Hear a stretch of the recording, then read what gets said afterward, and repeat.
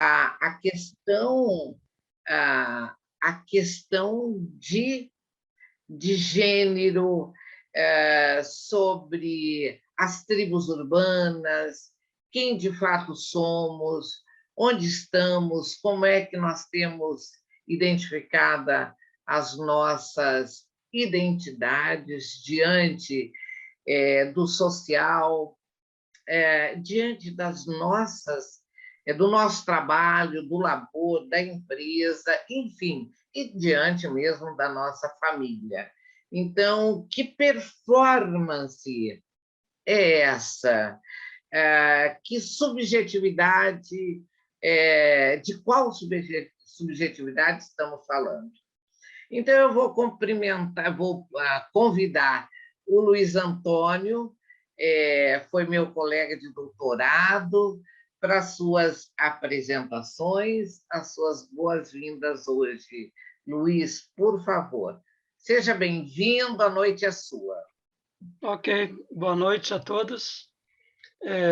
Primeiramente, agradeço, Sônia, pelas tuas palavras e, em teu nome, também a PUC do Rio, né, pelo convite.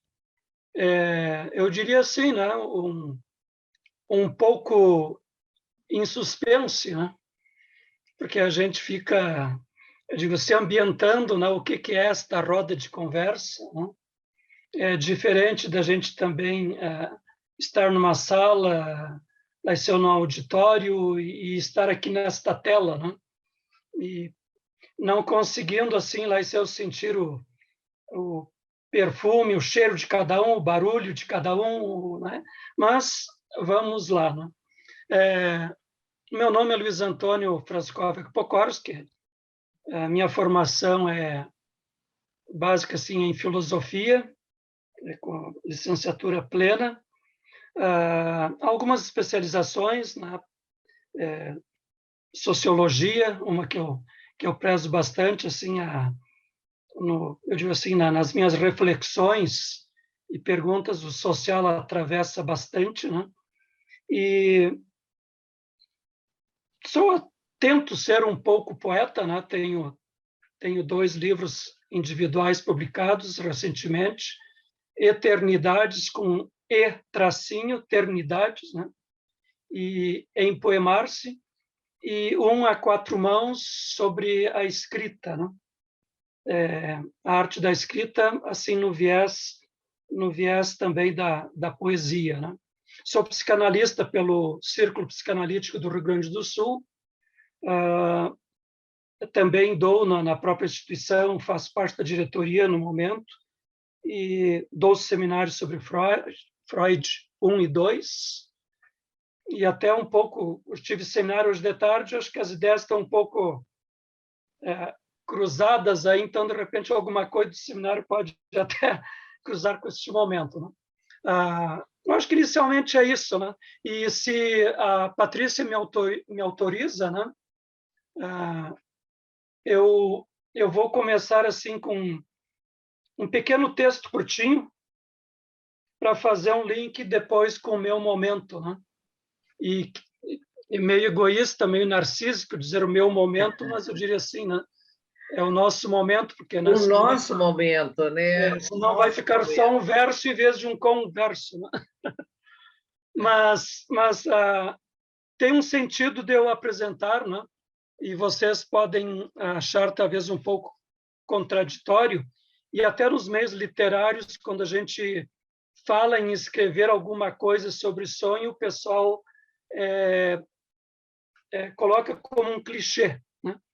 Mas eu estava no meio da pandemia, em função da minha tese, que estava um pouquinho, eu disse assim, estava um pouco atrasado, né? E fui colocado um pouco sob pressão, né? Apesar de que não foi uma pressão tão violenta, mas eu aproveitei a pandemia e fiz um esforço bastante concentrado e consegui escrever. E numa noite eu tive assim um breve sonho, né? E obviamente não é nada narcísico eu falar de um sonho meu, até porque me parece que nesse espaço trazer o sonho de um paciente não seria o indicado, né? E me parece que o sonho tem a ver também com o tema de hoje. E o sonho foi onde aparece como um ator principal o, o meu meu Deus do céu, o orientador da tese, o professor Alberto Rodrigues Blanco, da UCALA de Buenos Aires, né, que a Sônia mencionou. E, claro que a pergunta é por que sonhei com Alberto? Bom, isso depois a gente pode entrar nessa questão falando de subjetividade. Mas eu só cito o texto que eu escrevi rapidinho, bem curtinho. Estávamos reunidos na lancheria da UCA, Universidade Kennedy. Vários alunos lanchavam descontraidamente, sentados em pequenas mesas. Outros bebericavam algo. De pé, pequenos grupos estavam a conversar, outros circulavam. Minha esposa, Melânia, que também vai estar numa das rodas, uma colega de curso e eu nos preparávamos para sair, terminadas as aulas. Quando, olhando para minha pasta, vi que tinham sumido o material do meu curso de doutorado, minha tese em construção e minha carteira com dinheiro e documentos. Assustado e surpreso, gritei a todos: pegaram nossas coisas. Houve uma agitação geral. Várias pessoas nos cercaram,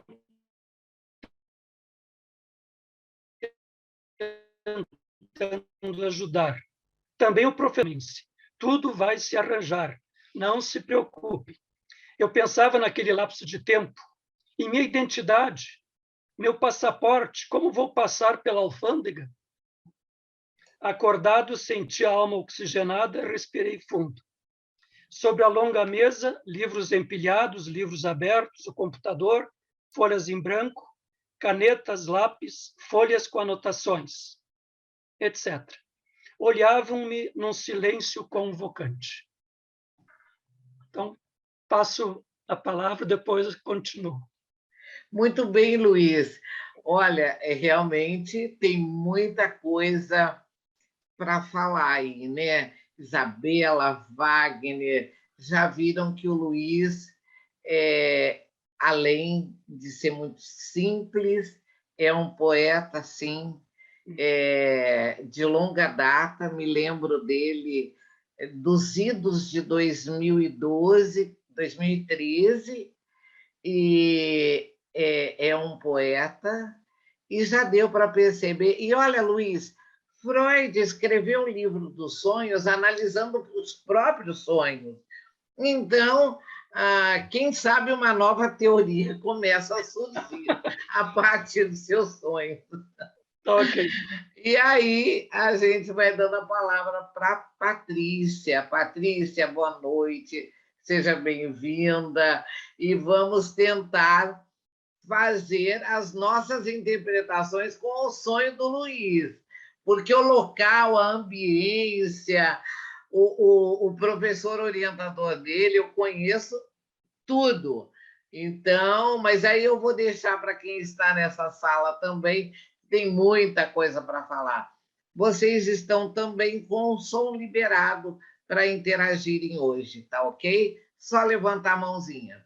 Patrícia, seja bem-vinda. E vamos lá para as suas apresentações, que tem muita gente nova aqui. E que história é essa de performance? Olá, boa noite a todos. Eu sou a Patrícia. A gente está por aqui desde o início da pandemia, em 2020.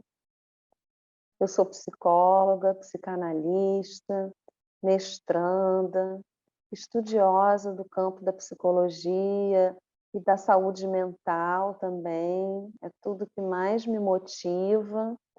E seguindo as apresentações, né, eu já estive em muitas instituições, na instituição penitenciária, mas hoje eu estou em uma instituição pública, atuando com saúde, qualidade de vida, com a saúde mental, com essa dificuldade, né, nesse retorno aí, nesse momento aí que a gente se encontra. É sempre um prazer estar aqui conversando com vocês, e o sonho do Luiz parece um sonho de angústia, né? Vamos ver como ele se desdobra com o que a gente vai trazer aqui, que é performance e subjetividade. Me deu angústia, viu? Eu realmente ficaria assustada lá em Buenos Aires, Sim, o sem nenhum passaporte, documento, sem né? documento. A gente teve um encontro importante passado para ir. A Sônia falou que tem muita gente nova, mas para quem acompanha, né, e acompanhou, que foi a Ana Clara trazendo sobre a neurose obsessiva de uma maneira muito, muito clara. E eu acho que ajuda, né? Quem fez anotações ou quem está conectado de um webinar para o outro, eu acho que as coisas vão fazendo cada vez mais sentido. Então, no primeiro momento, assim, na psicanálise, né, nas nossas bases aí para seguir com esse trabalho, que não é só a clínica, né, mas é a clínica, a psicanálise em extensão também, é a clínica nas instituições, por aqui, né, nos grupos, nas universidades, onde quer que a gente esteja enquanto profissional, eu acho que a gente tem uma escuta diferenciada sempre e aplica essa psicanálise de alguma forma, né? Quer dizer, de alguma forma não, da única forma que ela pode ser aplicada, que é através da ética psicanalítica, que é distinta. Então, assim, performance e subjetividade, um tema bem interessante da gente rodar por aqui, debater por aqui. Costumamos encarar, né, a subjetividade na psicanálise como, pensando aí nesse nascimento da criança, não é um nascimento que a gente encara por aqui e que a gente brinda tanto, né, quando uma criança nasce, e que a gente fala... Hoje eu lidei com isso, né, assim, que ele te traga, tem um bebezinho, né, alguém ganhou um bebezinho aí na roda da minha vida aí, do meu trabalho, né, mais para a área do trabalho. Então, que ele te dê muitas bênçãos e alegria, que ele te traga muitas alegrias, que, né, já vem o objetinho lá de amor para trazer prazer para todo mundo. Então, assim, a gente pensa essa subjetividade como algo que vai ser estruturado. É sempre assim na psicanálise, né? Então, o primeiro passo aqui para a gente pensar é algo que vai vir a ser, né? Vai vir a ser estruturado aí de alguma forma. De que forma? A mãe, né, ou quem quer que cuide desse bebê, mas primordialmente a mãe, essa figura aí onipotente, ela vai oferecer sempre muitos significantes para essa criança. E é bastante interessante que na psicanálise, em todos os nossos temas aí, em extensão, a gente está sempre às voltas com esse princípio da vida. E no encontro passado, a Ana Clara trouxe um pouco isso, né, para poder explicar as estruturas, que aí é um desenvolvimento aí que vai passar por toda a questão com a mãe, com esse início, com essa proteção total, com esse oferecimento da mãe de todos os significantes, e ele já começa lá desde bebezinho, né? Então, essa cena básica que eu trago para vocês, né? O nascimento de um bebê na vida de uma família, né? Na vida de uma funcionária de uma empresa, nas nossas vidas, né? Então, a mãe nomeava lá e colocava uma foto dele, assim, vestidinho, assim, assado, com com um gorrinho, e ele vai dizendo que ele vai trazer felicidade para o irmãozinho, e isso nos ajuda a pensar que na psicanálise esses já são significantes importantes aí para a constituição dessa criancinha. Ele vai ser a alegria do irmão, ele vai se chamar Ricardo, Maurício, Guilherme, ele vai ser um homenzinho, ele vai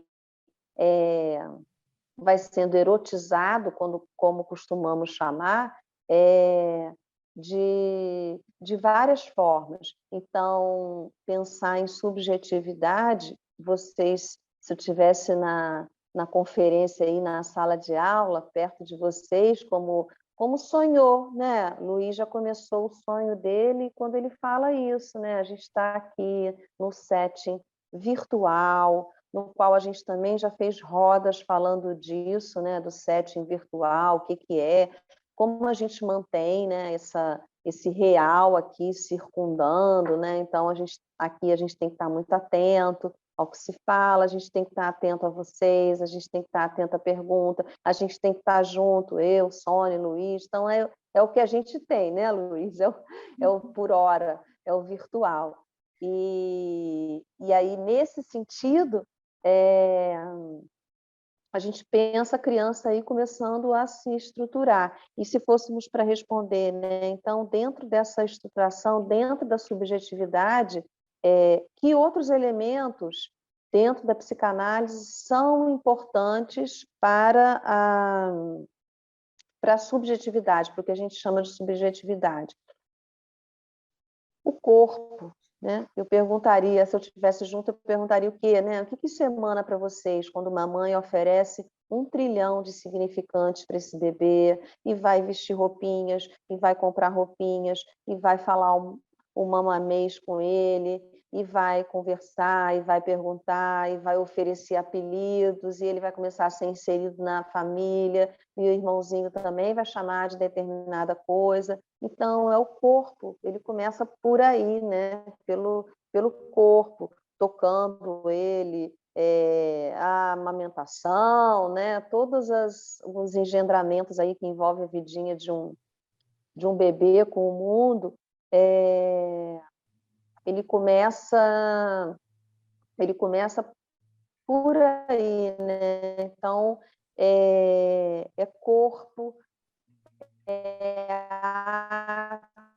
tudo isso é a subjetividade dentro da psicanálise. E esses elementos, né? O corpo erotizado, é o ato, né? O que se faz com o bebê, se é o manejo afetivo com o bebê, ou o manejo violento com o bebê, ou o manejo estressado, né? Com o bebê.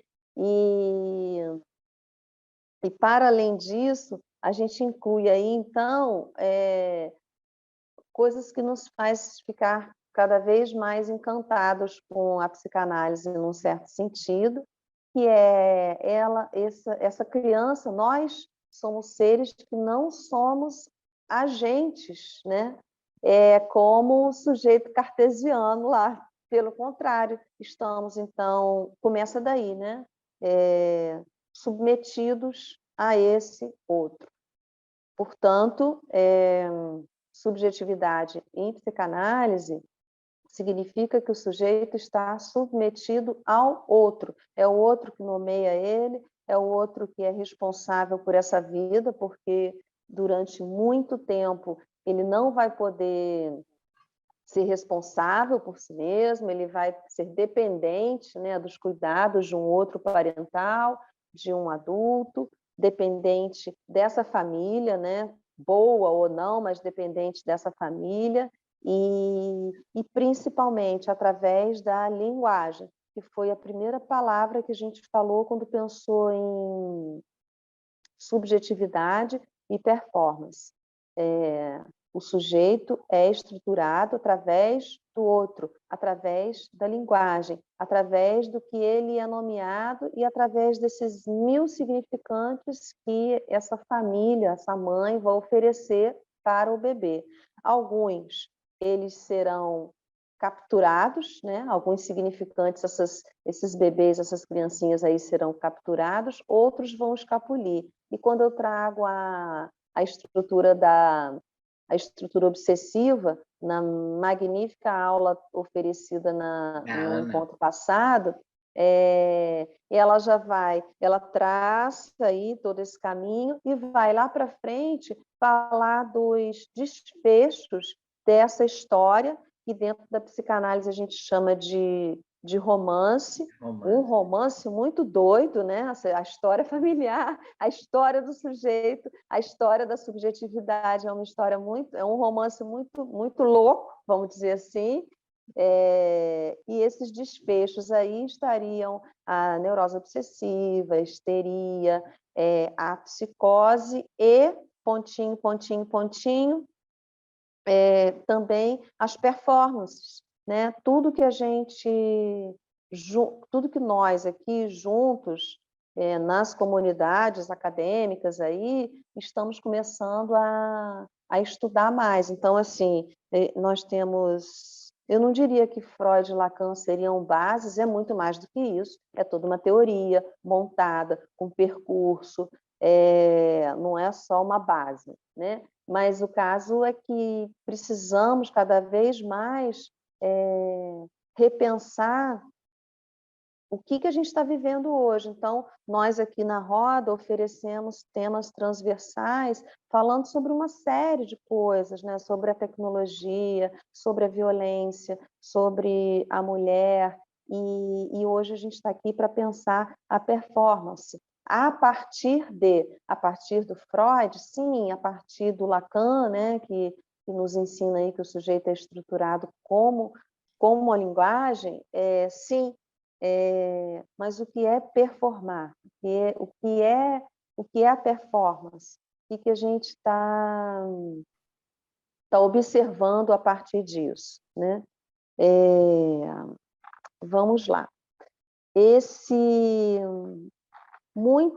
Muito do que eu pensei sobre isso, eu trouxe de alguns outros autores contemporâneos, tanto do campo da psicanálise, como também da filosofia.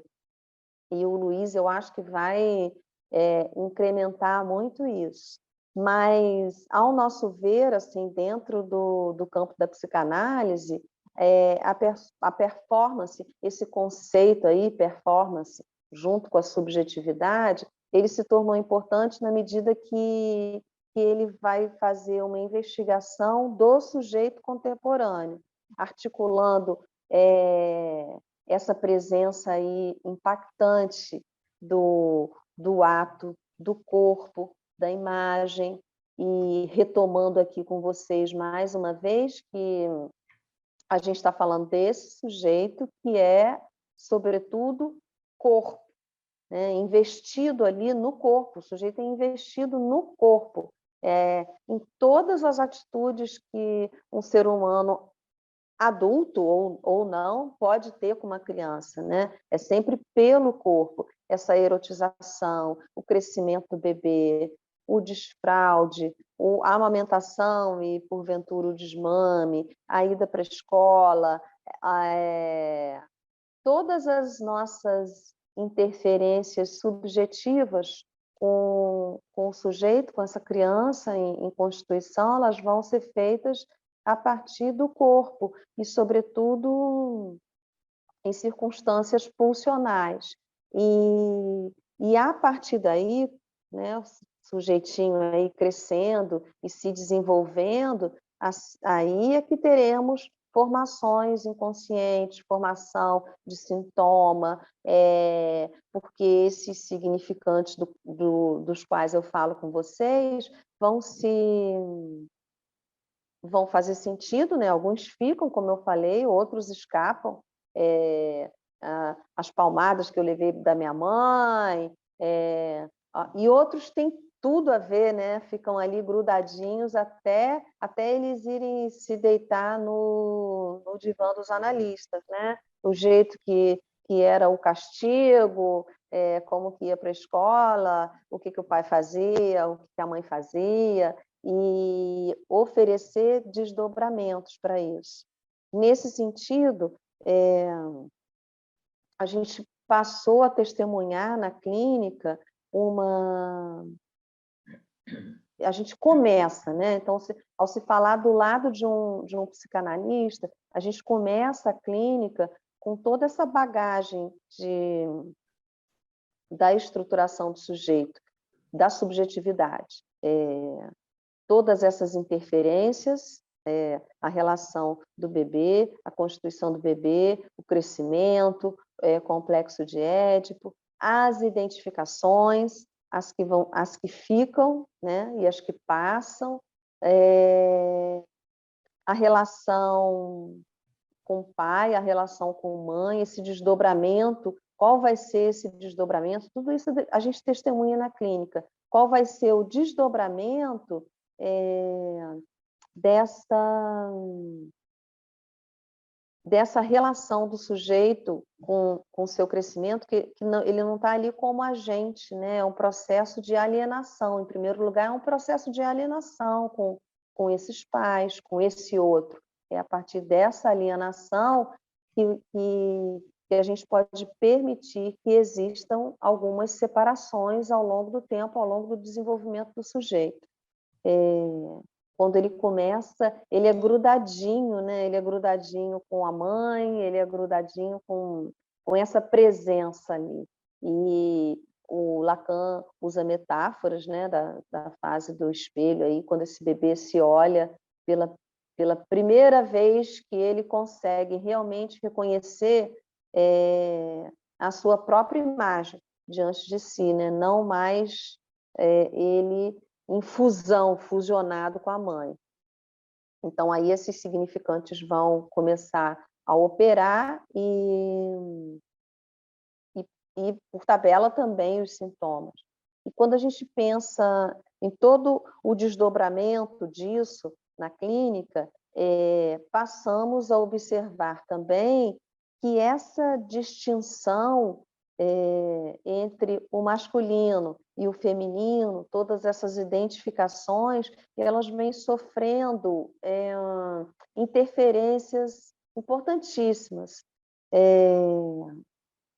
no sentido de que a gente começou a observar um retorno aí dos sintomas ligados ao corpo, dos sintomas ligados ao ato, da medicalização social, por exemplo, das toxicomanias, dos sintomas ligados à agressão ao outro e, ao mesmo tempo, à agressão ao próprio corpo. E falar em performance dentro da psicanálise aponta para uma forma de olhar essas relações.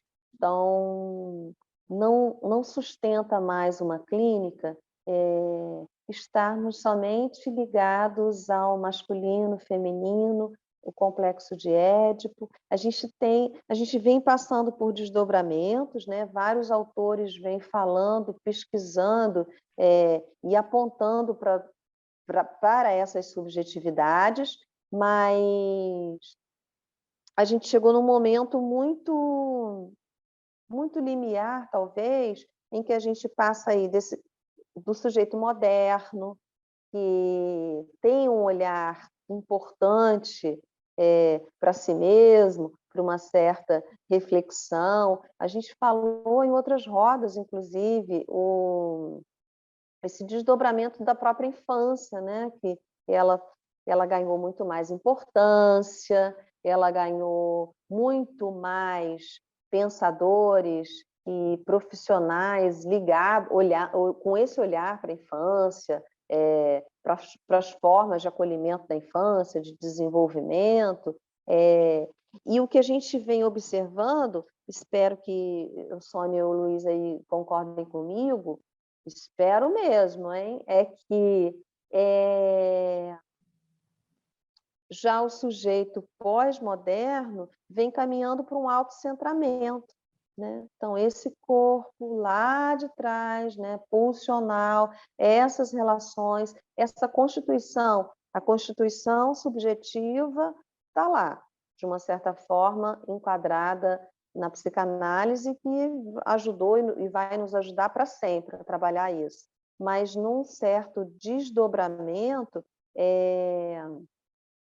essa pulsão, esse enquadre aí no corpo, ele se tornou, fazendo com que a gente tenha aí sujeitos autocentrados, o narcisismo de uma outra ordem, né? Não é só o narcisismo que é uma fase, mas o narcisismo estacionado aí, ligados à imagem, ligado à imagem de si. Então, esse olhar do outro que eu falo para vocês lá da frente, lá do comecinho da Constituição, agora virou uma condição que esses adultos não vivem sem esse olhar do outro para si. Então, sai não é expressão.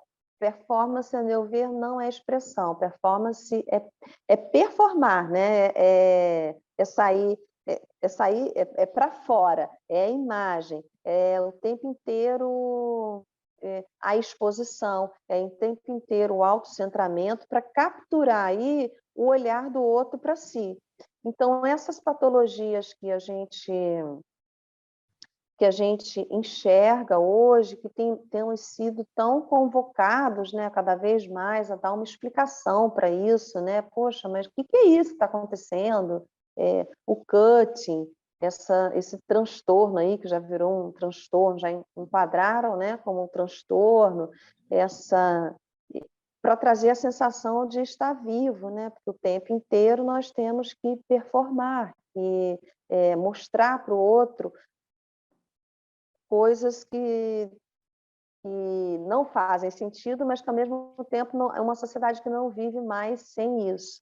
E distinto da expressão, distinto lá do sujeito moderno, nesse sentido, porque torna, ao viver a partir dessa imagem, de projetar sempre a imagem, de estar conectado com o olhar do outro sobre si, de estar a sociedade inteira, né, assim, apoiada em discursos extremamente narcísicos, né, sem divisão, sem deixar transparecer a angústia, né? A angústia logo vai ser tamponada por alguma coisa, por artifícios, digamos assim. Então, todos esses elementos, eles contribuem também para uma sensação de tempo, né? de permanência desse tempo. Os elementos que mais trazem angústia para o sujeito, que o levariam para uma imersão em si mesmo, para um questionamento, para um trabalho sobre si, sobre sua identidade, eles são escamoteados para isso. Então, houve rodas em que a gente se debruçou aí falando sobre as mídias, sobre a tecnologia, sobre essa extrema exposição do sujeito, o sujeito adolescente, o sujeito adulto. A gente envolveu um pouco essa questão, né, de que na falta de si, a gente vai se expor, vai expor para o outro essa imagem aí que fica, de uma certa forma, registrada, que nos dá a sensação de tempo, de que a gente tem o tempo ali nas nossas mãos, e quando, na verdade, é uma falácia. E no encontro com angústias, com dificuldades, com perdas, essa estrutura ela tem muitas chances, vamos dizer assim, de ser abalada. Patrícia, Pois não. eu lembrei agora, não é? A questão de Freud e Da Vinci, não é? Quando você fala de performance, eu lembro do corpo também, né? Como você falou, da inscrição, né? E tem a Vilma, ela é lá de Jequié, ela já participou de nossas rodas também. O Wagner é nosso convidado de honra daqui uns dias, né? Mas a Vilma, Oi, Wagner. Mas a Vilma é lá do teatro da Universidade de, do campus de Jequié. E, se não me engano, a Vilma é da área das artes e da dança. E o mês passado eu estive em São Paulo e fui assistir A Arte no Corpo, uma peça de teatro que está em cartaz em São Paulo. Então, quem for de São Paulo estiver aqui, né? Ele fala exatamente Sônia, isso, dessa mas inscrição. Hã? eu vou deixar você continuar assim, mas a dança, então, é o contrário, que a gente está falando aqui, que a performance não é expressão, a dança é expressão do corpo, né? Isso, não, eu fiz esse comentário exatamente porque eu queria que você agora realmente pudesse falar, porque, de uma forma geral, se confunde a performance com esta inscrição. Então, eu queria perguntar para você, né? A dança, a fotografia, o cinema, são inscrições performáticas do sujeito? Eu vejo como inscrições de expressão do sujeito, Isso. altamente ricas e criativas, né? Não expressão, não performance, não narcisismo nu e cru. E me fez lembrar aqui que nas instituições eu carrego um pouco disso, né? O linguajar das instituições. Performar é você ir lá e mandar bem, assim, e fazer uma reunião de gestão de conflitos e botar os pingos nos is. É você, só você. Você não está oferecendo nada para o sujeito, não. Você está dando enquadro para aquilo. Isso é performar. Vai lá e performou. E na linguagem das mídias sociais também, né? Isso. Performar é você ir lá e fazer uma dancinha muito legal e vender o seu produto, né? Porque a tecnologia, as mídias estão muito envolvidas com isso, né? Com vender, nem que seja o produto, vender a imagem de si. E para finalizar um pouco, Não, ainda está cedo, pode continuar. não monopolizar o tempo aqui, É o enquadre, né, Patrícia? é, O enquadre, né, do a sujeito. dança é muito expressiva, né? É muito poder lidar com a angústia, né? A expressão vem um pouco daí, são coisas que fazem com que a gente consiga, de alguma forma, lidar com essa nossa angústia constituinte, né? Então, também trouxemos vários elementos aí dentro do que é subjetividade na psicanálise, né? Não é pensamento, não é a fé, é subjetividade, a constituição do sujeito. E nós temos autores que se debruçaram um pouco melhor sobre isso, em relação ao corpo, ao sujeito contemporâneo, onde é que o sujeito lá do Freud expressava seu sofrimento, né? As histéricas, as paralisias, as grandes paixões, não o romance, né? Como disse a Ana, assim, o romance muito doido, né? As paixões proibidas, a paixão, a própria dentro do complexo de Édipo, a paixão pelo pai, a paixão pela mãe, a resolução disso, são coisas que causariam sofrimento e produziriam sintomas. Hoje, já com essa bagagem aí, né, de que as famílias são diferentes e estão diferentes, e as identificações também são diferentes, se fazem por outras formas ou não se fazem, ficam sem identificação, né, perdidos. A gente começa a entender que o sofrimento ele gira em torno do corpo e da ação. Então, essa descarga de dor é muito... A gente observa muito isso na clínica. Então, a gente teve lá a psicossomática para poder...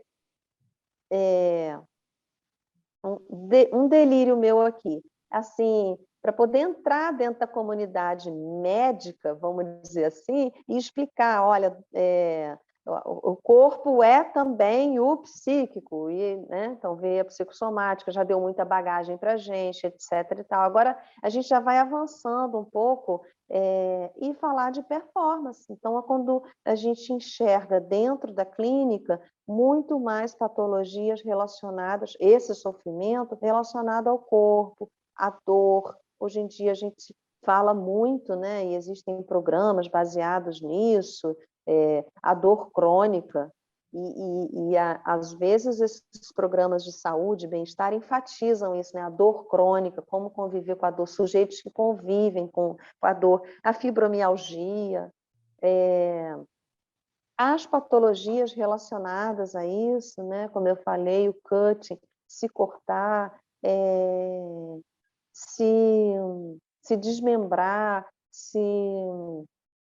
de várias formas, que no passado era se tatuar, né? Hoje em dia a coisa já se estendeu muito mais do que isso, né? Quando a gente ainda queria marcas naquela época, né? Tatuar no corpo, deixar inscrito. Hoje em dia a gente quer e precisa performar, de qualquer forma, né? A gente precisa performar, enfatizar. Mutilando, a gente está performando, né? Performando, enfatizando a imagem, e a partir daí eu trouxe aqui porque muitas vezes quando a gente fala em subjetividade e performance, né, essa palavra já está aí no meio psicanalítico. Faz algum tempo a gente fala de um pouco, né, de Judith Butler, que é uma filósofa norte-americana, mas de origem judaica, né? Que pensa um pouco a partir disso. Então, não se trata de descartar a psicanálise, mas de pensar também para além da sexualidade, de começar a legitimar, de uma certa forma, isso que a Sônia trouxe, assim, e os novos, né, movimentos sociais, os grupos, os excêntricos, os socialmente excluídos, a teoria queer, as questões de gênero e identidade, tudo que a gente precisa se atualizar hoje para atuar numa clínica que seja minimamente acolhedora, né, na escuta desses sujeitos, e que ajudem esses sujeitos a organizar esse percurso aí da subjetividade, que talvez tenha sido perdido em algum momento. Então, tudo isso é importante, né? Todo esse entendimento da performance é bastante importante e faz sentido para a gente na medida que a gente pensa isso dentro da subjetividade do sujeito, das suas identificações, do seu desenvolvimento, das novas patologias e por aí vai. Patrícia, mas antes de você acabar, tem aqui a Tatiane Camargo. Cadê a Tatiane? Ela diz o seguinte: ela é nova aqui, não é? E é a primeira roda, ela tem pouco conhecimento em psicologia, mas quando se falou em espetáculos de dança, ela ficou com uma dúvida. A dança é expressão dos dançarinos, bailarinos ou dos coreógrafos que o criou, ou os dançarinos não estariam performando, representando aquilo que o criador quis expressar? Ou seja, não seria deles a expressão? Não sei se é uma pergunta muito básica, mas me surgiu essa dúvida. Tatiana, aqui dúvida é para perguntar, tá? Seja bem-vinda, pode sempre. Pati, Tatiana está dando os créditos ao coreógrafo. Tatiana, com certeza, já assistiu o Cisne Negro, né? Então, me tomou de assalto assim, essa pergunta, mas eu me sinto segura em responder que, Tatiana, tem os sujeitos aí envolvidos, né? Tem as subjetividades envolvidas. É provável que existam grupos que pouco se expressam e mais repetem, né? Essa coreografia, repetem não era a palavra que eu gostaria de dizer, mas reproduzem reproduz essa ideia de só alguém, isso. reproduz, né? É. E que não, né? E grupos que não. Eu tenho muita admiração e respeito pelas expressões artísticas e culturais, porque faz parte. Eu acho justamente o oposto. Eu acho que quem consegue viver, ou mesmo viver em qualquer sentido, não estou falando só de ganhar a vida, não, financeiramente, né? Mas quem consegue viver da expressão, né? De alguma forma, expressão artística, expressão de dança do corpo, da pintura, ou o que seja, tem uma riqueza subjetiva muito notória, né, a meu ver. Então, eu acho que são sujeitos. Em primeiro lugar, pensar aí, para responder isso, acho que, em primeiro lugar, pensar que são sujeitos, né, sujeitos aí nesse contexto. Eu particularmente também Também acho. eu também penso dessa maneira, né? Porque a gente vê grupos fazendo apenas uma reprodução, né? Esses dias, por exemplo, eu ouvi no metrô um rapaz reproduzindo, e aí ele não estava performando, mas ele estava fazendo uma reprodução muito estática, não é? Do Caetano Veloso. Quer dizer, ele não cantava, ele não se mexia, e ele estava recitando uma música do Caetano. Então, ali eu percebi muito mais uma reprodução daquele texto, mas não uma performance dele, como eu já vi, né? Todos nós já vimos, né? Na rua, no metrô, vários artistas fazendo suas performances. Ali eu acredito mais, Tatiane, que a partir da representação daquele sujeito, seja no palco ou na tela, aí sim é uma performance. Mas a performance nesse mundo contemporâneo, para mim, ele ainda é muito dúbio, não é?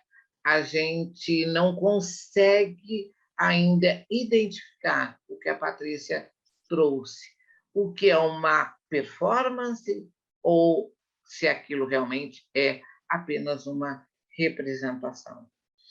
Mas também tem uma outra. Assim, a Clara fala sobre automutilação e performance, e aí, Patrícia, quer dar uma faladinha, uma resposta para a Clara antes de passar para o Luiz Antônio? Tá. A automutilação é um desses sintomas previstos, vamos dizer assim, na clínica contemporânea, que chamam muito a nossa atenção, né? Então, enquanto antigamente a gente lidava com,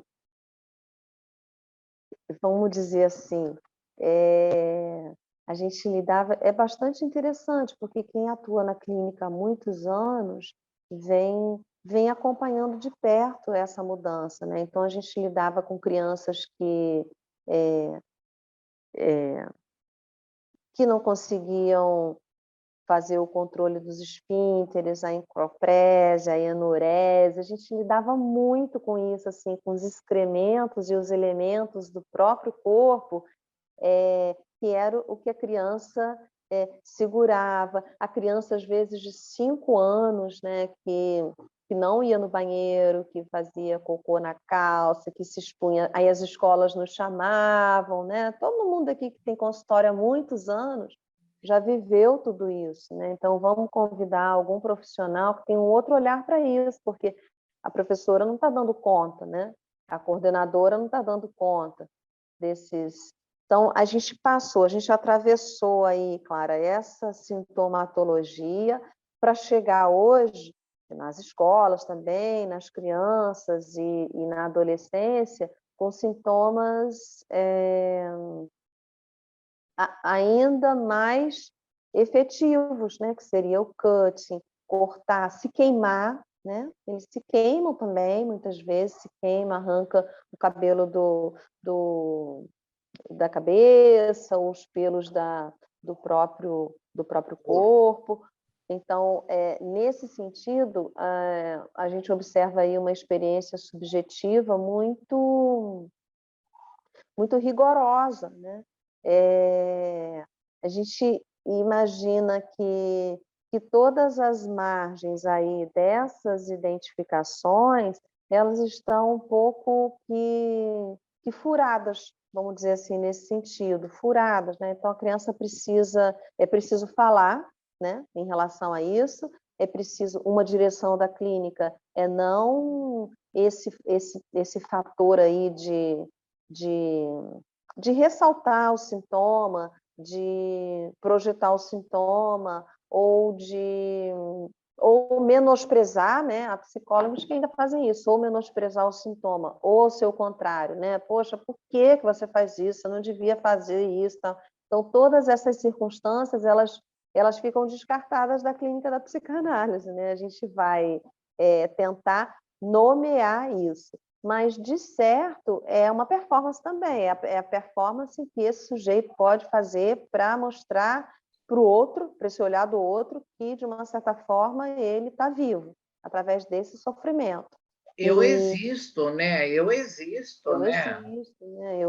É muita angústia também, né? Então, às vezes, a dor no corpo, ela não dá conta, né? Porque você se cortar, a gente não pode dizer que isso é dar conta, mas ela entra nesse lugar de aplacar um pouco a angústia. Antes de passar para o Luiz, não é?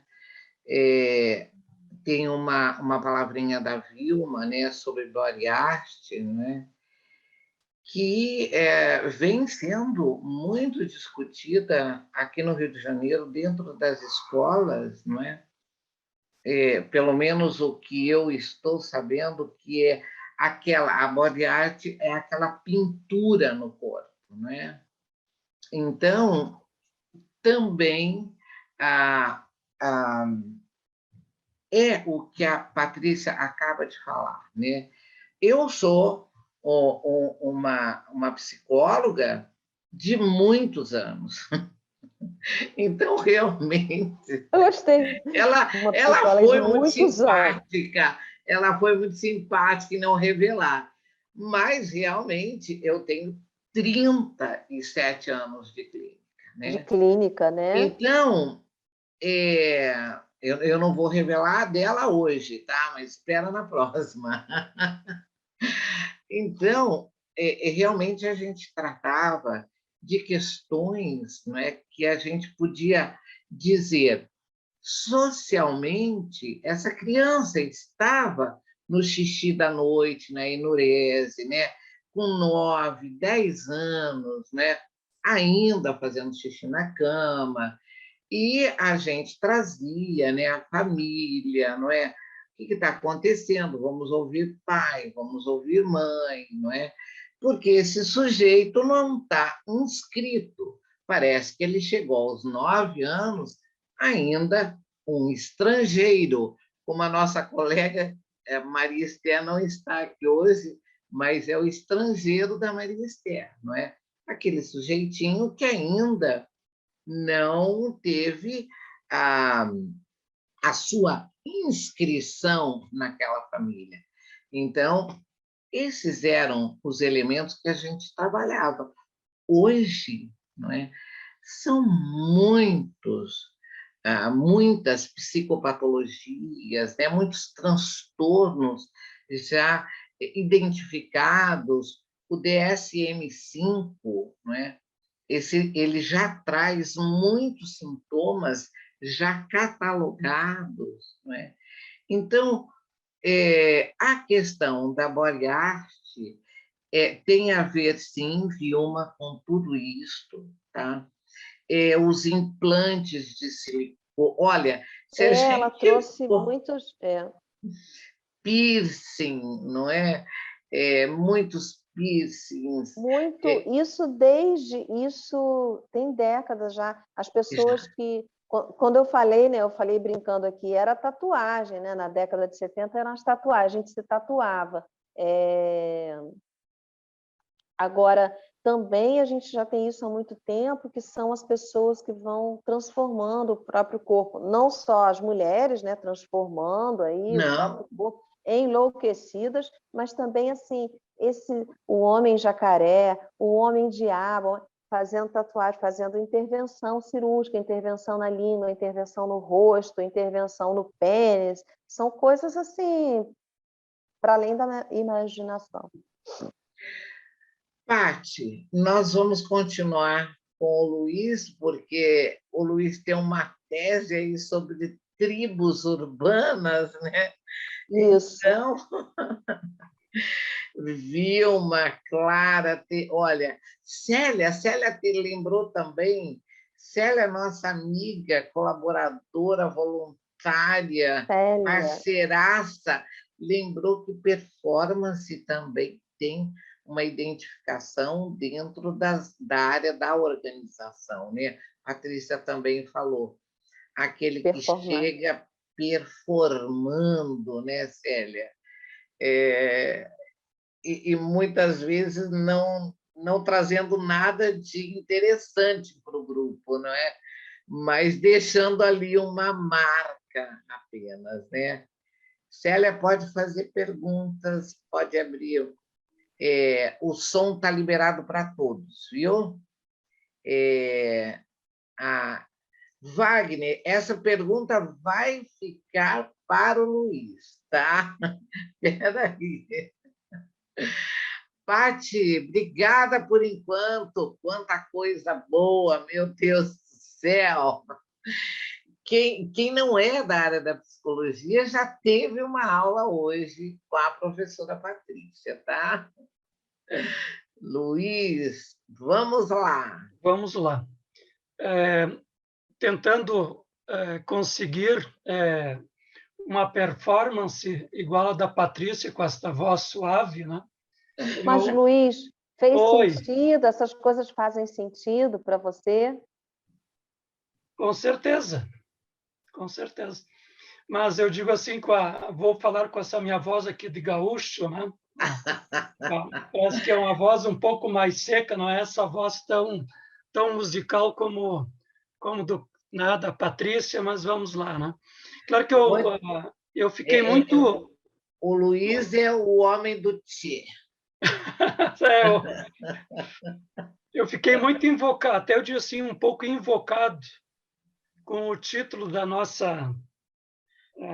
dessa nossa conversa. Na roda. Invocado, mas tem um sentido, né? Para algumas pessoas, invocado é meio pejorativo, né? Algo que mas é até a palavra que é algo que provoca, né? Quer dizer, algo que chama. O invocar também é o chamar para algo, né? Pô, mas essa performance foi em dicionário, né? E, de fato, tem um aspecto, eu disse assim, eu acho que várias leituras da performance, né? Desde aquela, né?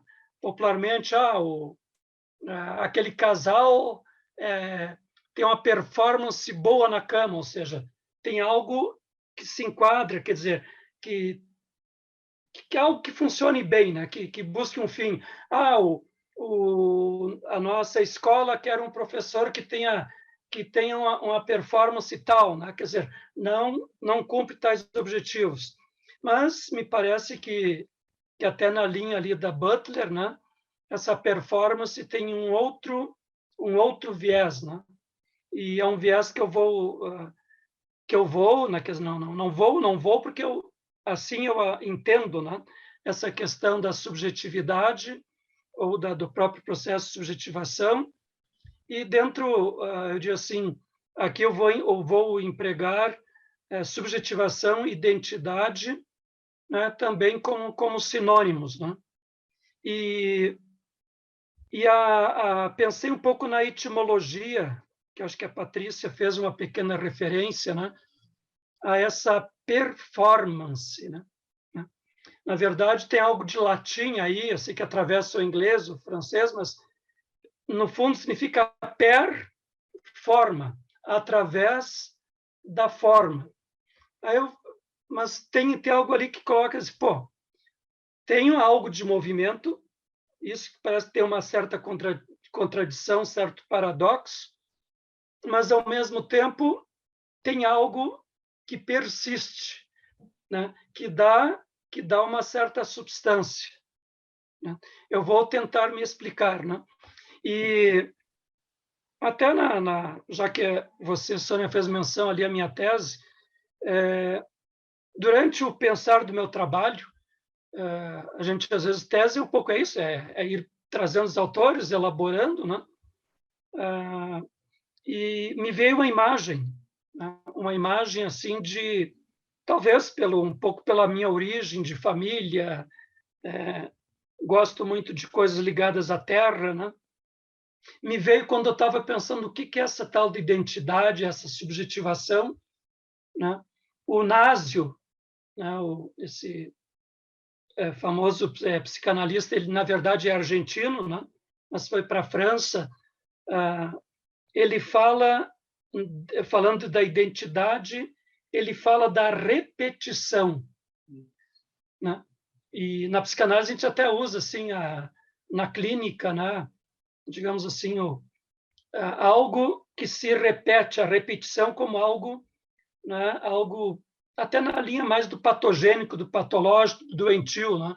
O Nasio até coloca, não, a repetição tem um lado doentio, mas tem o lado sadio. Eles, nós como pessoas precisamos desta saudável repetição, né?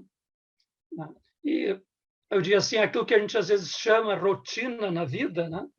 De alguma forma não deixa de ser essa repetição, porque senão nós estaremos, digamos assim, inventando cada coisa ao mesmo tempo, a cada momento, e nós nunca nos entenderíamos, né?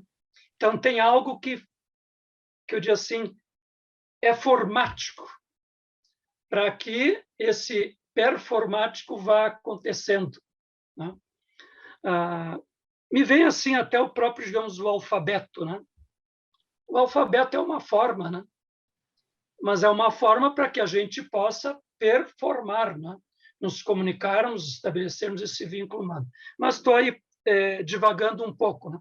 E na identidade eu me vejo essa imagem assim de um tronco de uma árvore cortado. Se alguém nunca teve essa experiência, né? Aí os botânicos, né? O pessoal dessa área da ecologia sabe que uma árvore se conta os anos dela pelos anéis que vão se conformando a partir do primeiro anel do núcleo do tronco. E esses anéis, se a gente for observando, podem entrar na internet, vocês vão achar vários exemplos, né? É algo assim que parece que dá aquela impressão de né? Eu não sei como é que chamaria, tipo uma espiral, né? É uma espiral, né? Uma espiral mesmo. Mas, e assim, o que é a repetição, né? Quer dizer, cada anel é novo, mas esse anel novo, ele não é compreendido sem, digamos assim, sem fazer uma referência aos anéis anteriores. Então, aquilo que a gente chama de repetição, Naso coloca assim, que essa é uma lei da repetição. Tem algo que se repete, mas algo novo também acontece ali, né? Para que haja um movimento da própria vida. Na filosofia, talvez se falaria alguma coisa assim da dialética, né? Que lá desde os gregos, a Patrícia fez uma menção, né? Era muito, digamos, surgiu um dilema, né? Que o Aristóteles depois conseguiu fazer uma conciliação, né? Tinha uma corrente que dizia assim que não há movimento, parece uma coisa meio louca, né? Mas que não há movimento, existe só o ser, como se a natureza, o próprio psiquismo fosse algo estático, algo dado, fosse uma forma, né? E alguns dizem não, mas não existe a forma, tudo é movimento, tudo é devir, né? Aí vem a questão ali do Heráclito, que a gente nunca se banha no mesmo rio, né? Aí o Aristóteles veio e ficou assim, pô, mas como é que vamos conciliar essa questão? Tá, mas dessa questão contraditória, existe o ser e o não ser. Aí o Aristóteles coloca assim, não, ele traz a teoria do ato e da potência, né? Um pouco que eu trouxe do tronco da árvore, ou seja, o ser está aí em ato, mas o ser ele não está configurado, não está pronto. Ele é um processo de devir, que ele vai chamar de potência, né? Então esse é o movimento da vida. E mas eu me pergunto, né, quando a gente não escolhe os caminhos da vida, até dos nossos estudos, das nossas compreensões das coisas, né? Já que estamos aqui pegando uma certa leitura psicanalítica, como a Patrícia já apontou, o próprio Freud ele não pensou a psicanálise antes, né? Isso nem seria possível. O Freud foi pensando e fazendo e constituindo a própria psicanálise, né? E por que eu trago isso, né? Na minha formação básica é filosofia, um pensador que me tocou e continua tocando bastante até hoje foi o Sócrates, né? Quem é da área da psicologia, né, e outras áreas nunca se deixa de citar o Sócrates nem os outros demais gregos, mas o Sócrates ele foi assim um divisor no pensamento humano, porque até Sócrates os pensadores saindo de uma transição do mito que os mitos que para o Freud vão ser muito importantes, como o mito de Édipo, né? Até Sócrates, os pensadores pensavam muito a questão da origem do mundo, da natureza. Era um pensar sobre o que se chamava o arqué. Os gregos não conseguiam compreender uma natureza que não tivesse um início. E só que o Sócrates, ele começou assim, por que razão, não sei, né? Talvez a gente poderia chegar a isso, mas ele sai da esfera do mundo, de alguma forma, não estou dizendo que ele negue o mundo, mas ele se pergunta pelo ser humano, não? E ele diz que a importância maior do pensamento é a gente pensar sobre quem nós somos, não? E ele colocava assim que a grande questão a se responder seria essa. No fundo, eu diria assim que o Sócrates é o primeiro a problematizar e a lançar o desafio, talvez, daquilo que é identidade e daquilo que é subjetividade. Então, mas e tem outro aspecto importante do Sócrates, né? E até os que o buscavam, como às vezes na clínica isso acontece, né? Nós que somos da clínica, às vezes vem o paciente, ele quer uma resposta, né? E uma resposta Aliás, quando o paciente vem me perguntando, me diz o que eu tenho, eu digo, né? Eu gostaria que tu me dissesse primeiro o que tu tens, né? Claro, brincando um pouco, mas o Sócrates, quer dizer, e talvez aqui remeta um pouco à questão da tese, que remete a adolescentes. O Sócrates foi, lembram, né? Quem conhece um pouco do Sócrates, ele foi condenado ali pela justiça da época grega de corromper os jovens, né? Porque ele deu uma sacudida, né? Talvez um pouco na linha do que a Patrícia colocava da Judith Butler, né? Que, na verdade, ela está pegando a performance como algo, eu digo assim, causando uma certa ruptura, né? Com uma certa concepção de verdade, né? Sobre a questão da sexualidade, do gênero, e por aí vai, né? E o Sócrates, quer dizer, os jovens vinham pedir conselhos, né? E o Sócrates ele criou o método dele chamado maiêutica, que na verdade ele, em vez de responder, ele perguntava, né?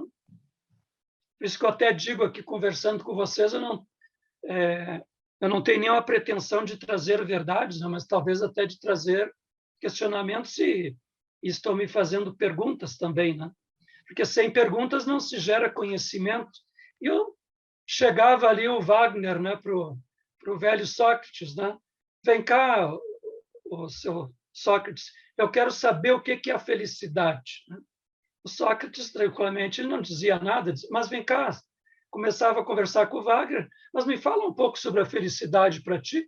E nessa coisa, daqui a pouco, era o Wagner que estava dizendo, construindo para ele mesmo uma concepção do que era ser feliz, né? Quer dizer, o Sócrates botava aquilo que a gente chamaria em contradição, né? E com esse movimento, quer dizer, na verdade, digamos, o sujeito se tornava o dono se apossava da sua própria verdade, né? E me parece que dentro da própria psicanálise, eu diria assim, não posso falar para a psicologia, mas imagino que a psicologia também, né, vá por esse viés, assim, quer dizer, o paciente também encontrar a sua verdade. E na filosofia também, alguém que me tocou muito, quer dizer, foi uma professora que eu guardo, quer dizer, dos vários professores, é dos nomes que eu guardei, que estudando Giordano Bruno ali no limiar da Idade Média para o Renascimento, ele veio ele tinha assim a doutrina da chamada douta ignorância, né? Então ele se contrapõe ali ao pensamento medieval.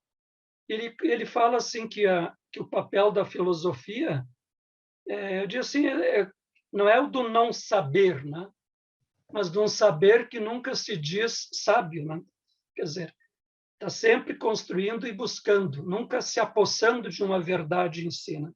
Então, eu diria assim, e depois a vida foi me levando para esse trabalho, trabalhei muito tempo com adolescentes, claro que trabalhei um bom tempo como educador, quer dizer, eu tive um privilégio, que eu trabalhei, atualmente, assim, eu já sou psicanalista na clínica, mas também tem uma parte minha já de aposentado, né? Então, mas eu tive o privilégio de trabalhar com crianças desde as séries iniciais, né, até o ensino superior. Então, até hoje, durante o dia, enquanto pensava na fala de hoje, puxa, mas isso aqui eu não me dou conta, mas como foi importante, quer dizer, isso me deu um certo feeling digamos, para tratar com a criança que vem para a clínica, né? Quer dizer, quando vem um paciente, uma criança para a clínica, que são raros, me sinto muito bem, né, de atender, né? Se vê um jovem também, um adulto, né? Então são, diria assim, essas experiências da vida que vão nos trazendo, né? E no próprio doutorado, quer dizer, eu digo assim, a gente tem que buscar alguma pesquisa, né? E os adolescentes entraram, né? Quer dizer, por que entrou a questão das tribos urbanas? E eu diria assim, o Luiz vai falar de tribos urbanas? Não, só vou trazer assim, né? Eu diria que a questão da tribo urbana, dentro desse contexto contemporâneo que a Patrícia fez referência, eu diria assim, é um modo de se subjetivar. E eu acho que também esse conceito de subjetivação é um conceito muito rico, né? Mas também me autorizo a me perguntar assim, como se dá esse processo de subjetivação e se de fato ele se dá, assim, eu diria assim, num quantum significativo em muitas pessoas, né? Quantas pessoas não chegam a desenvolver esse processo? E talvez tornar um pouco mais claro, né? Muitos anos atrás, assim, quer dizer, são vivências que a gente guarda, né? Trabalhando com jovens, assim, encerrando o ensino médio, eu fiz assim 4 questões, tendo uma certa dinâmica de grupo, né? O que tu entendes por relação contigo mesmo, né?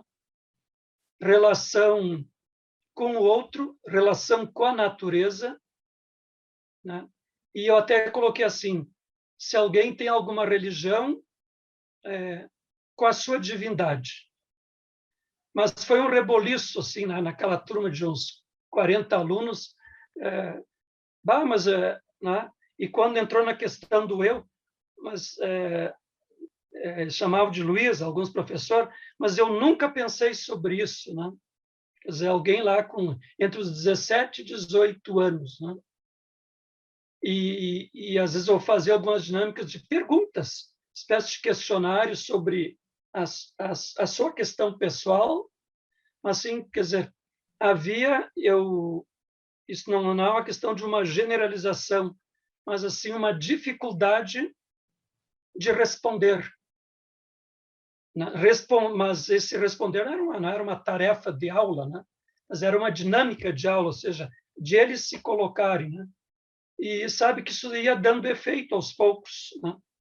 E muitos diziam, puxa, mas sabe que eu nunca pensei sobre isso. Até quando eu dizia assim, o que é mundo para ti, né?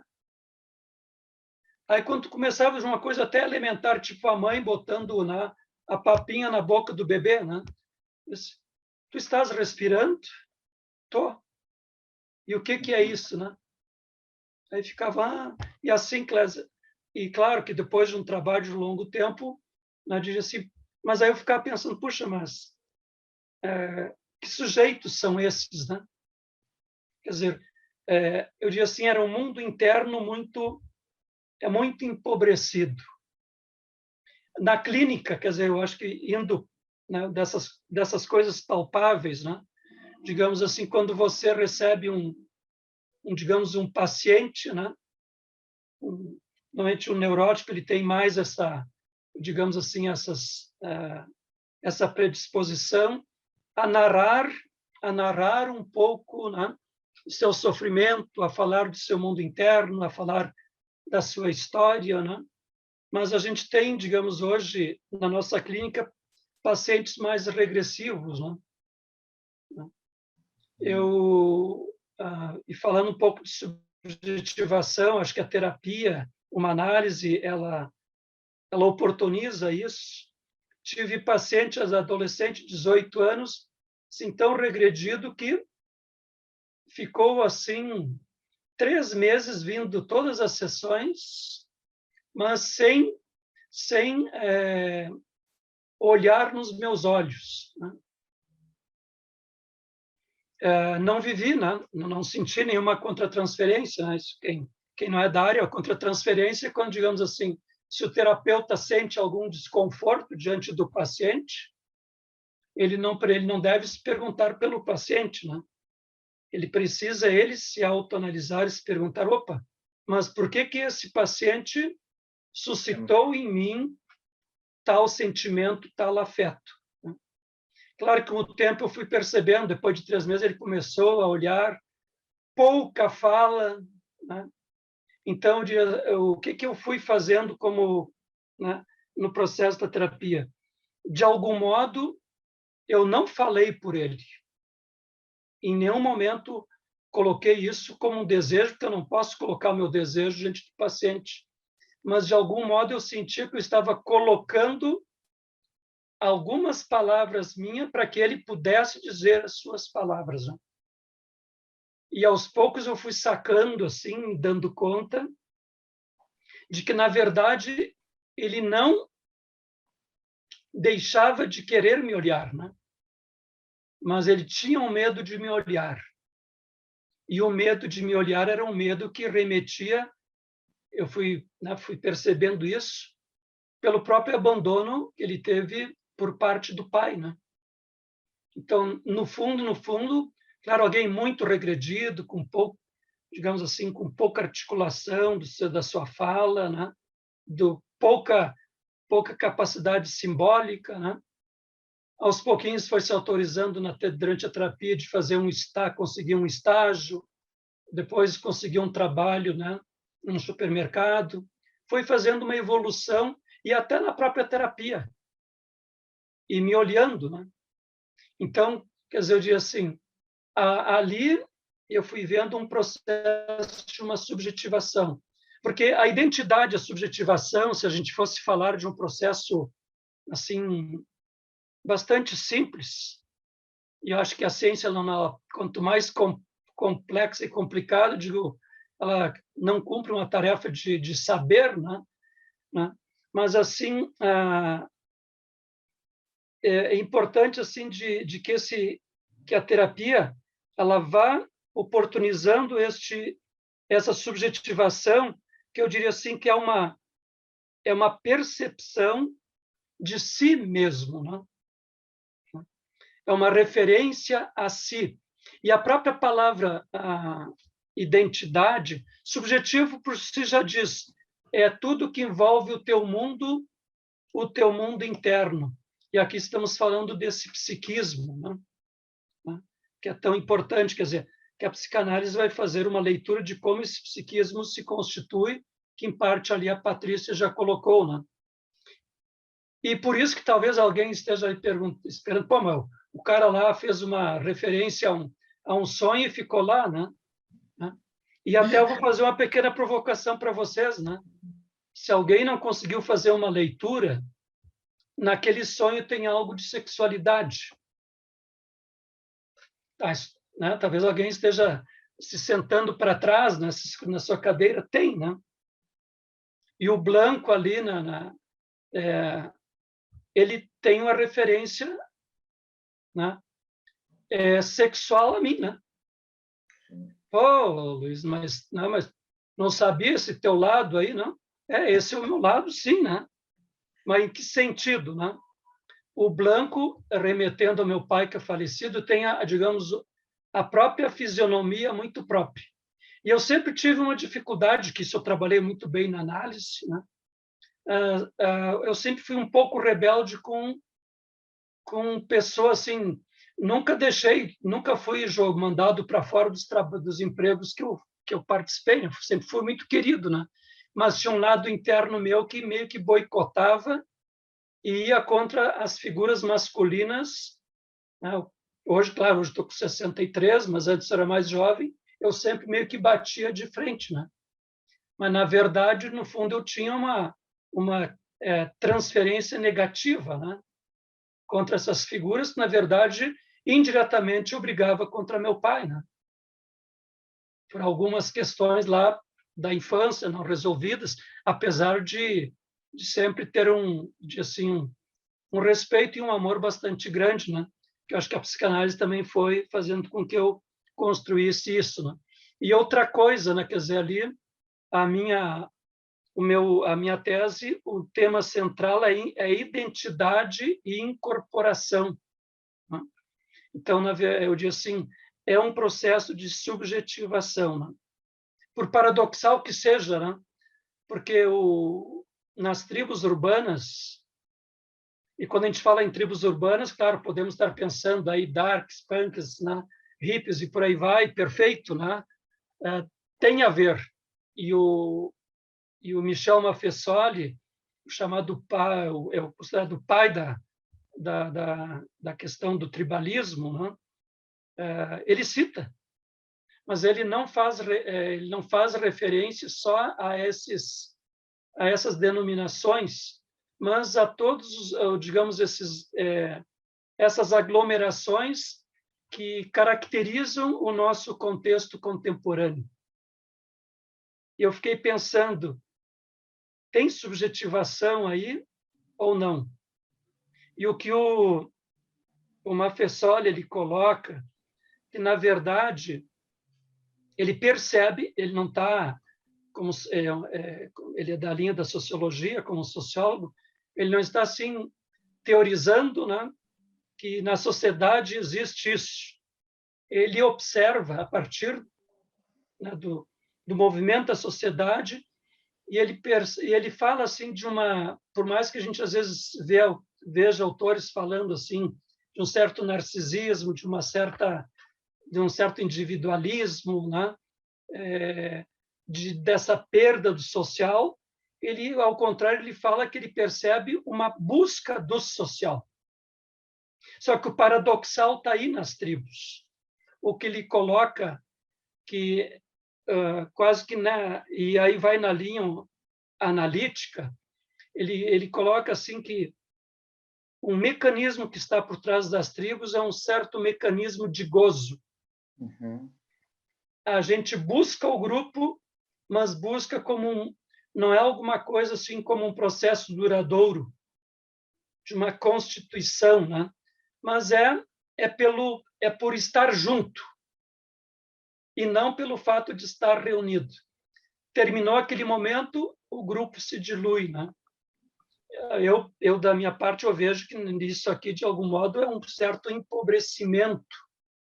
empobrecimento da subjetivação, né? Um dos autores que eu peguei, e aqui entre nós, claro, ele basta entrar na internet, é o Erich Fromm, né? Ele também é psicanalista, ele meio que se desviou, ele foi mais para um lado culturalista, né?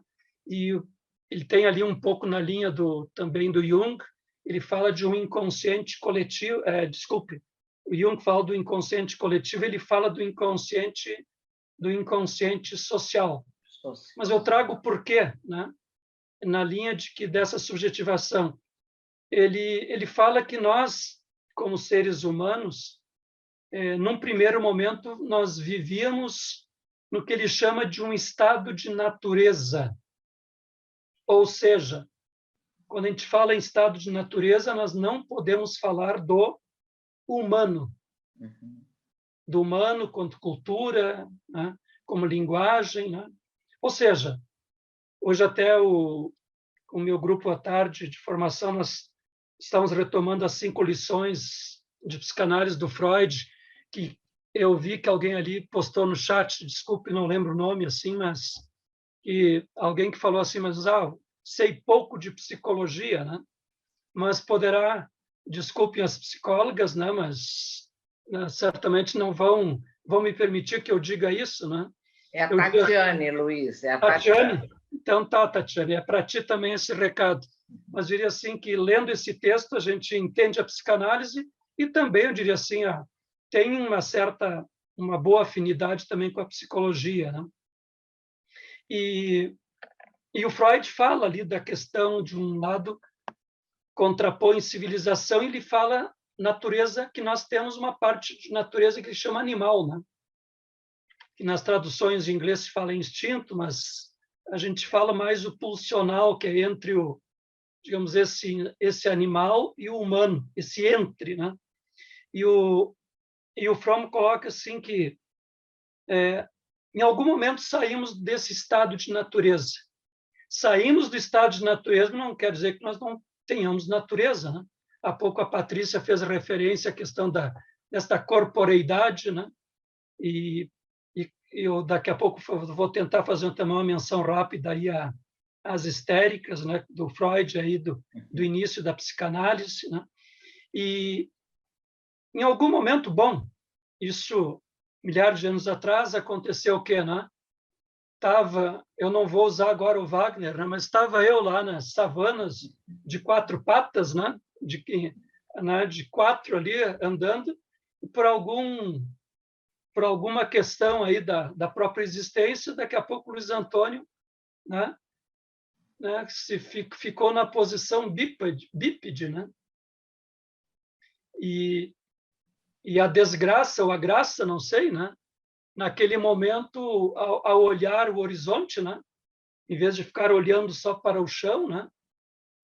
Esse horizonte como que ligou uma luz, né? E podemos falar dessa luz no nosso processo racional de inteligência, ou seja, alguma coisa, né? Nos tirou, nos arrancou desse estado de natureza. E o Fromm, ele fala, né? Que entramos no estado... Ele não me lembro bem da expressão, que eu estou com outra coisa na cabeça me complicando aqui, mas que entramos na esfera do humano, na esfera da cultura. E só que para o Fromm isso nos trouxe um problema, né? Um problema muito grande. Ao sairmos desse estado de natureza, caímos assim naquilo que o Freud vai chamar depois, né? Num estranhamento, né? Porque o que é o cérebro, né? É uma possibilidade do pensar, né? Mas se eu penso, eu estou procurando, né? Estou fazendo perguntas. E isso gerou assim, um estado de desolação, de angústia, de desespero, e o Freud também usa isso, né? Um estado de desamparo, né? E o Fromm explica que essa a busca pelo outro, né? Seria uma forma de suavizar, de amenizar este desamparo. E daí ele explica um pouco esse lado do social, né? Eu trago isso interessante porque ele também, em algum momento, fala da identidade, e eu acho que ali a Patrícia fez uma menção muito, muito importante. Nós não conseguimos falar de sujeito e de indivíduo, né, a partir desta mônada, desta unidade chamada eu. Eu só falo eu e só digo eu porque alguém me disse que eu sou eu, né? Acho que bem como a Patrícia ali ressaltou, né? Aquilo que o Lacan, diferente daquela alienação que o Marx lá coloca na sua economia política, né? Essa alienação significa assim, que eu sou a partir do outro. E na clínica a gente vê muito isso, né?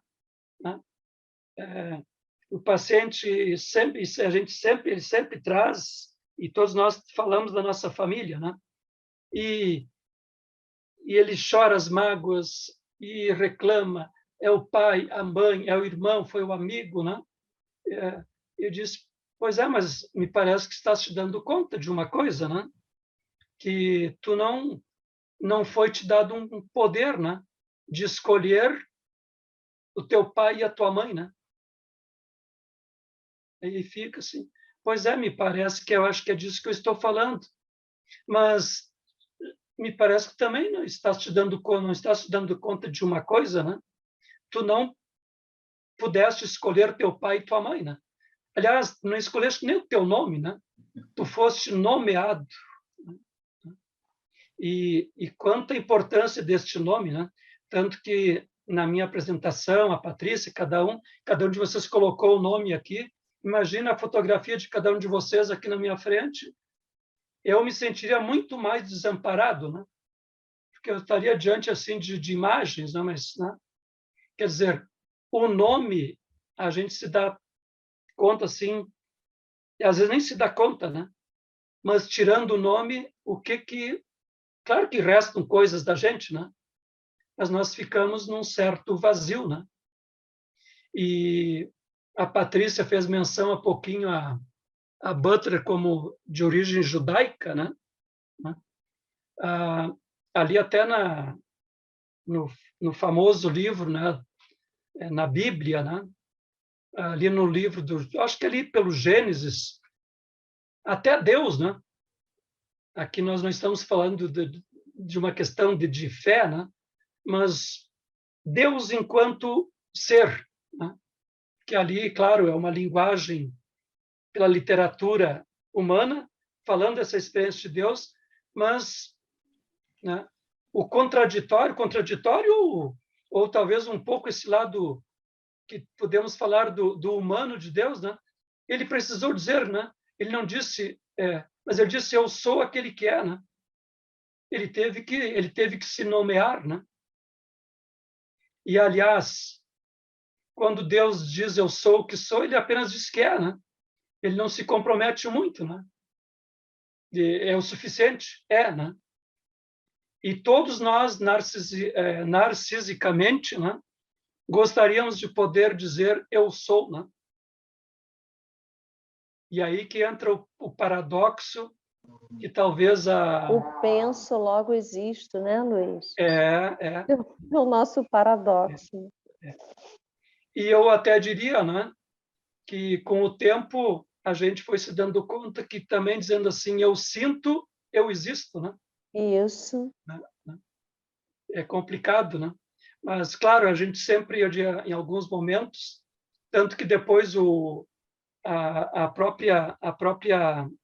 próprio racionalismo de Descartes vai sendo colocado em xeque, né?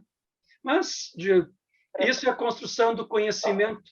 Mas o mérito também ali do Descartes, que você apontou, é resgatar um pouco ele também é responsável por esse resgate da subjetivação, né? Que é desde Sócrates até a filosofia moderna, a questão da subjetividade ou do humano foi um tanto esquecido, né? Claro que se falava do humano ali na Idade Média, né? Mas era aquele humano, e aqui eu não estou negando o mérito da fé, né?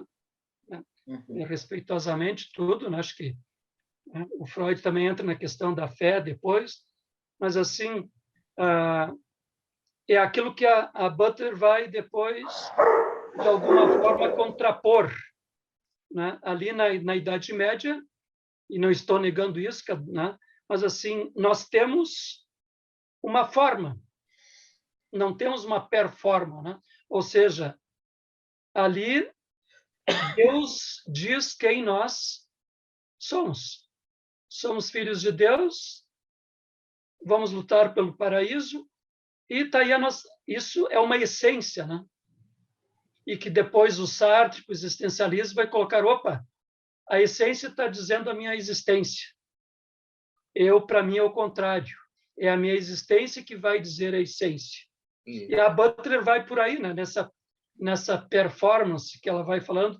E performance, ela coloca assim, não é algo que tu defines do gênero, né? Mas é algo que tu concebes assim, é algo que está em ação, algo que está em movimento. E algo que ela coloca assim, que não está em essência. Na essência, a gente define o que é. E eu diria assim, nesse caso, assim, a gente fala de uma imanência, aquilo que vai se construindo. E por isso que eu diria assim, não, por isso, não. Eu confesso que eu conheço pouco da Butler, eu tenho vários livros baixados, mas ainda não deu tempo de começar a folhear, né? Mas assim que é uma filósofa que ela também ela é tida, como a Patrícia colocou muito assim, uma grande teórica, uma grande não só teórica, né? Porque a teórica, digamos, já entra naquilo que eu falei do essencialismo da definição, né? Mas uma estudiosa que se preocupa com a questão do gênero, né? Mas é uma grande filósofa, se preocupa com outros temas, com a violência, com as questões das minorias, como é que se diz, da questão do sexismo, ela fala muito do sexismo. Da questão dos da guerra, como é que se chama? Pós-estruturalista, né, Luiz? Assim, já, vamos dizer, passando um pouco de alguns conceitos mais tradicionais da filosofia e pensando também um pouco nas minorias, né? Por isso que eu só trouxe uma nuance, também não sou estudiosa dela não, mas para pensar na performance, nas minorias, nos excêntricos, na questão não só pautada pela sexualidade, gênero, homem, mulher, mas outras excentricidades. eu estou vendo, desculpa, como o tempo passa rápido, né? Dizia, eu encontrei um pensamento na Mas Bíblia. passa rápido, mas não foi em vão, assim, você está trazendo muitas outras coisas, né, também. Perfeito. Luiz tem uma cultura imensa e é muito gostoso fazer essa viagem, né? Sim. Claro, como é uma roda de Opa! conversa, se fosse algo mais, digamos, acadêmico, né? Ah, não, mas Aí eu ia trazer umas laminazinhas bonitinhas, tudo, né? E, não, a proposta não é essa. claro que por isso que eu, né? E até confesso, até vou mostrar para vocês, eu sou muito transparente, né? Eu fiz uns esboços aqui e deixei os esboços de lado aqui, eu fui fazendo uma livre associação, né? Digo, né? Na Mas livre associação mesmo. mas acho que é muito importante para a gente, como o nosso tema é performance e essa subjetividade, a gente colocar assim que eu acho que isso a Patrícia ressaltou, acho que isso a gente dialoga, né? E converge no diálogo no sentido assim, como Freud mesmo dizia, né? Que Ô, Luiz, Oi. me perdoe, mas e também a teoria aqui, né, que ela nos traz, né, fala um pouco disso, e me faz pensar assim, como até você que está num estado longe da gente, como é isso aí, né? Mas o quanto isso não movimentou isso nesse um pouco antes da pandemia, tudo é muito recente, quando a gente fala um pouco antes da pandemia, ainda muito recente quando a gente fala de teoria, de estudo da subjetividade, da psicanálise, então antes da pandemia, super recente. A gente teve aqui na cidade do Rio de Janeiro exposições que foram suspensas, né, sobre a teoria aqui, sobre essa imagem, isso que a gente está falando, essa performance, né? Quadros, histórias, vídeos, filmes, produzido aí dessas minorias e que foi cancelada, que foi... A própria Butler, né, vindo aqui em São Paulo, ela veio para alguma coisa e parece que foram 100.000 assinaturas que ela não participasse de alguma conferência aí, né? Foi em São Paulo, na segunda conferência para arrecadação de assinaturas. A gente, nessa época eu estava lá, tá? Sim. Lutando com a questão da mulher. Não, eu nunca fui feminista, eu sempre fui feminina, mas nós estávamos, inclusive, com a Maria da Penha nesse congresso, não é? A Maria da Penha trazendo toda a performance de violência sofrida. A Butler estava nesse congresso e lá fora eles estavam pegando assinaturas contra, não é, o que a gente propunha ao Congresso que fosse a lei e que hoje está aí, não é, a Lei Maria da Penha, não é, que ela faz da seguridade à vida da mulher, não é? Então ela pensa na vida da mulher, não é? Não é contra o masculino, mas com a lei, ela garante a permanência da vida, não é? E Butler, ela foi muito interessante esse seminário que foi ali no saguão da Câmara dos Vereadores de São Paulo, enquanto a gente estava lá no plenário, um movimento contra a Butler, que teve que sair, inclusive escondida por detrás desse cenário todo, porque estavam entendendo que o Congresso e ela estava ali para falar da mulher contra o masculino, não é? Contra o homem. E, na realidade, vocês já sabem, né? Eu estudei um pouco Butler no meu mestrado, né? Exatamente, ela fala desse conceito muito próximo, gente, de Hannah Arendt, tá? desse ser humano. Então, e ela fala muito das minorias, realmente. Tá? Gente, tem muita coisa da Butler disponível gratuitamente na internet. Leiam, é fantástico. Tá? E nesta linha, assim, só talvez tenha algumas questões, eu para fazer um fechamento também ali do Maffesoli, nesta linha também um pouco do que a Butler coloca dessa performance, ele fala muito de uma sociedade instituída. Isso. Ele tem uma obra que ele chama República dos Bons Sentimentos, que ele questiona a estrutura tradicional de poder que mantém um certo status quo social, né? E ele fala que essas forças sociais ele chama de forças instituintes, né? Algo que ele chama assim que está num processo de gestação, né? E algo que ele também não sabe dizer o que é, mas que seria digamos, uma nova configuração de sociedade, né? E talvez aquilo que nós estamos falando aí também dessas neossexualidades sejam também uma manifestação que a gente está vivendo, né? E a Patrícia fez menção, aqui não deu tempo, mas da importância na nossa subjetivação, pegando ali, digamos, o viés da psicanálise, o Édipo, né? Eu até recomendo para vocês, esses dias eu estou fazendo um grupo de leitura com Jorge Forbes, psicanalista. Ele indica um livro, ele faz uma live, e depois a gente tem uma outra onde há uma discussão de uma obra, né? De uma obras dele, tem as obras do Freud, e ele tem um videozinho no YouTube.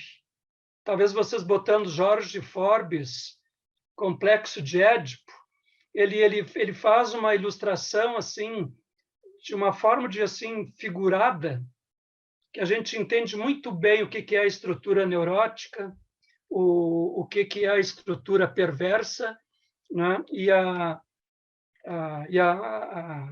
Meu Deus, a psicótica, a parte psicótica, de como se constitui, né? Eu diria assim, a nossa subjetividade, ele chama o Édipo assim de como se fosse uma ferramenta que dá conta dessa estruturação, dessa dinâmica do ser humano.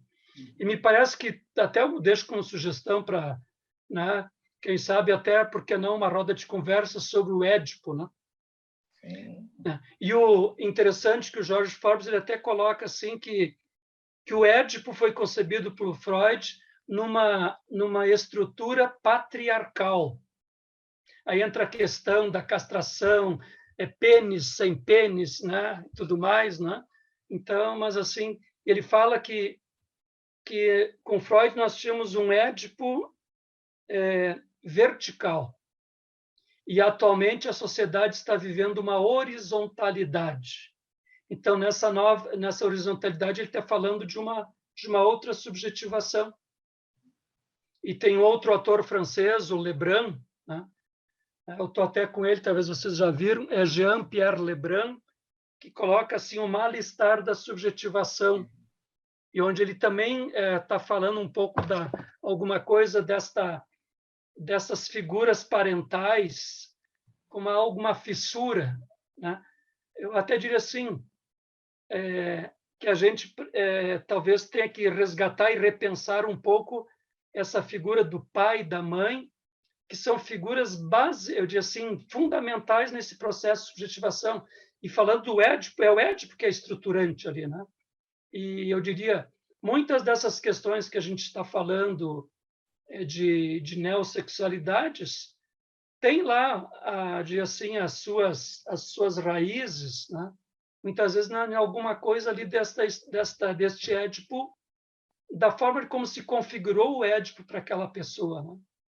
Então, acho que são coisas assim que deixam questões, né, para futuras discussões, né, e conversas. Luiz, eu te agradeço muito. foi muito enriquecedor. O Wagner deixou aí o endereço do YouTube do Jorge Forbes no chat, né?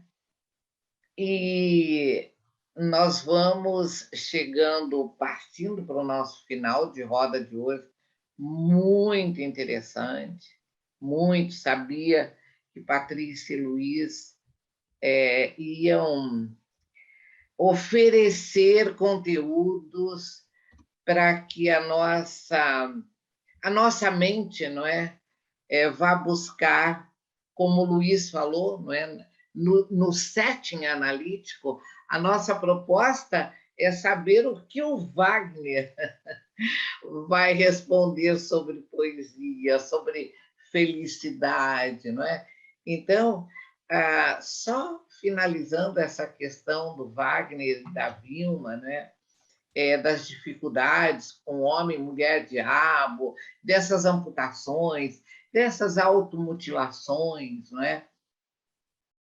Eu entendo, não é?